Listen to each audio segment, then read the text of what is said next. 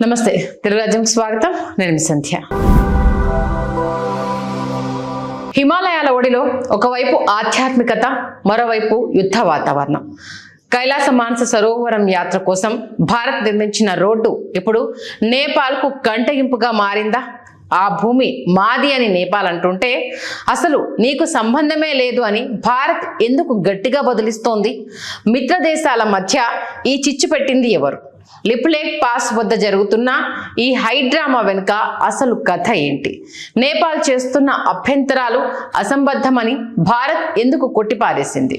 ఈ వీడియోలో తెలుసుకుందాం. భారత్, నేపాల్ మరియు చైనా సరిహద్దుల్ని కలిపే అత్యంత వ్యూహాత్మక ప్రాంతమే ఈ లిపులేఖ్ పాస్. కైలాస మానస సరోవర యాత్రకు వెళ్లే యాత్రికుల సౌకర్యం కోసం ఉత్తరాఖండ్లోని దార్చులా నుండి లిపులేఖ్ వరకు భారత్ సుమారు 80 కిలోమీటర్ల పొడవైన రోడ్డును నిర్మించి ప్రారంభించింది. అయితే ఈ రోడ్డు తమ భూభాగం గుండా వెళ్తోందని నేపాల్ అభ్యంతరం వ్యక్తం చేయడంతో వివాదం మొదలైంది. ముఖ్యంగా కాలపాని, లింపియాధురా మరియు లిపులేఖ్ ప్రాంతాలు తమవేనని నేపాల్ వాదిస్తోంది.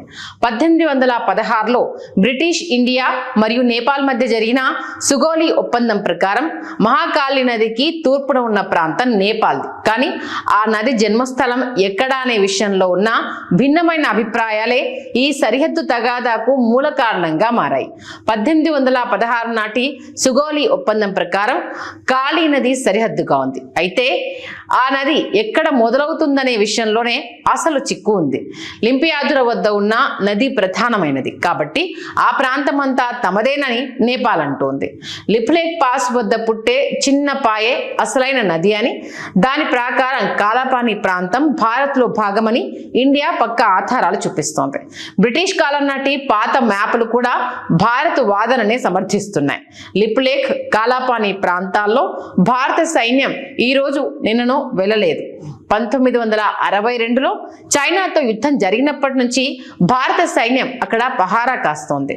దశాబ్దాలుగా భారత ఐటీబీపీ బలగాలు అక్కడ ఉంటున్నా అప్పుడు లేని అభ్యంతరాలు నేపాల్ ఇప్పుడు ఎందుకు వ్యక్తం చేస్తోంది అనేది పెద్ద ప్రశ్న.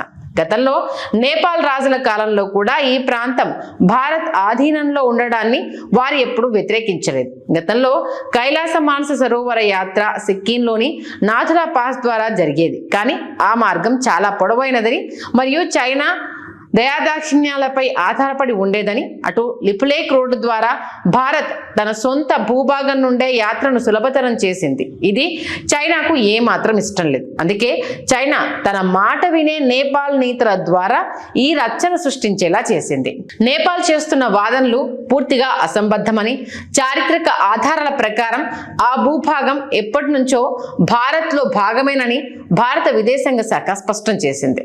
భారత్ దృష్టిలో లిపులేఖ్ కేవలం ఆధ్యాత్మిక యాత్రా మార్గం మాత్రమే కాదు, రక్షణ పరంగా ఇది అత్యంత కీలకమైన పాయింట్. ఇక్కడ నుండి చైనా కదలికలను నిశితంగా గమనించే అవకాశం ఉంటుంది. గతంలో నేపాల్ ఈ ప్రాంతంపై పెద్దగా అభ్యంతరాలు వ్యక్తం చేయకపోయినా ఇటీవల తన దేశ మ్యాప్ను సవరించి మరి ఈ వివాదాస్పద ప్రాంతాలను తన భూభాగంలో చేర్చుకోవడం భారత్కు ఆగ్రహం కలిగించింది. ఏది ఏమైనా ఇది కేవలం సరిహద్దు గొడవ మాత్రమే కాదు, భారత్ యొక్క సార్వభౌమత్వాన్ని సవాలు చేసే చర్యగా ఢిల్లీ భావిస్తోంది. నేపాల్ అకస్మాత్తుగా భారత్తో ఘర్షణకు దిగడం వెనుక చైనా ప్రోద్బలం ఉందనేది బహిరంగ రహస్యం. గత కొన్నేళ్లుగా నేపాల్లో చైనా పెట్టుబడులు విపరీతంగా పెరిగాయి. అక్కడి రాజకీయ వ్యవస్థలో చైనా రాయబారి జోక్యం కూడా ఎక్కువైంది.